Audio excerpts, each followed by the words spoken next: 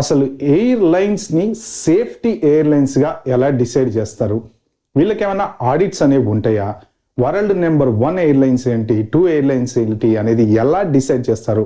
అలాంటి ఇంపార్టెంట్ విషయాలు ఈ వీడియోలో మనం తెలుసుకుందాం. సేఫ్టీ స్టాండర్డ్స్ ఎలా డిసైడ్ చేస్తారు అంటే, జనరల్గా ఈ ఏవియేషన్ ఎక్స్పర్ట్స్ ఎవరైతే ఉంటారో వాళ్ళు ఒక 400 రకాల ఎయిర్లైన్స్ కంపెనీలని హిస్టరీ అంతా చెక్ చేస్తారు. అంటే వీళ్ళు ఎన్ని రోజులకు ఒకసారి ఆడిట్ చేస్తున్నారు, సేఫ్టీ స్టాండర్డ్స్ ఎలా మెయింటైన్ చేస్తున్నారు, పైలట్ ట్రైనింగ్ ఎలా ఇస్తున్నారు, ఫ్యూయల్ ఎలా మెయింటైన్ చేస్తున్నారు, లోపల ఉండేటువంటి క్రూ ఎవరైతే ఉన్నారో వాళ్ళకి సేఫ్టీ మీద అవగాహన ఎంత కల్పిస్తున్నారు, అలాగే ఎప్పుడెప్పుడు ఎయిర్ క్రాఫ్ట్లు ఎన్నిసార్లు సర్వీస్కి తీసుకెళ్తున్నారు, ఎన్నిసార్లు వీళ్ళు కొత్త ఫ్లైట్స్కి అప్గ్రేడ్ అవుతున్నారు, దాని ఏజింగ్ ఎలా చెక్ చేస్తున్నారు, ఇలాంటి బోలెడన్ని రిపోర్ట్స్ ఆధారంగా ఎయిర్ సేఫ్టీ స్టాండర్డ్స్ అనేవి డిసైడ్ చేస్తారనమాట.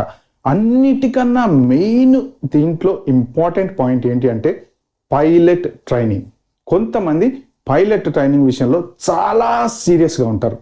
కొన్ని ఎయిర్లైన్స్ ఒకవేళ బాగా నడిపెడుతున్నాం, ఇతనికి మంచి అనుభవం ఉంది, అయినా ఎక్కడో మైనర్ జనరల్గా ఒకటో రెండో చిన్న మిస్టేక్స్ ఉంటూ ఉంటాయి కదా. కొన్ని ఎయిర్లైన్స్ మాత్రం అలాంటి మిస్టేక్స్ కూడా సహించవన్నమాట.